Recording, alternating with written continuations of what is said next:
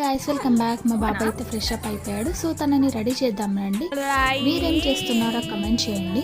మీకు బ్యాక్గ్రౌండ్లో నా సాంగ్ వినిపిస్తుందా? అవునండి, మనం ఎంత చదువుకున్నా ఏ జాబ్ చేసినా మన పిల్లల్ని చూస్తే ఇలాంటి పాటలు పాడాలి అని అనిపిస్తుంది. మీకు కూడా ఇంతేనా? కమెంట్ చేయండి. సో మీరేం చేస్తున్నారు? బ్రేక్ఫాస్ట్ అయిందా? కుకింగ్ చేసుకున్నారా? అది కూడా కమెంట్ చేయండి.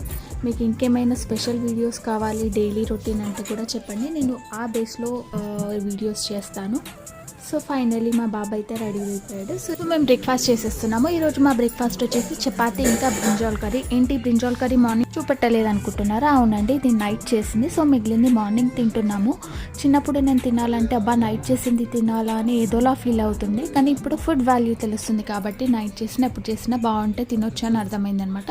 సో ఇక్కడ మా అత్తయ్య మాకు టొమాటో చట్నీ రైస్ కలుపుతుందండి. ఎప్పుడైనా ఏదైనా చట్నీ రైస్ తినాలంటే మా అత్తమ్మే కల్పిస్తుంది. ఎందుకంటే వాళ్ళు కలిపిన దాంట్లో ఉండే టేస్ట్ వేరే దాంట్లో ఉండదు.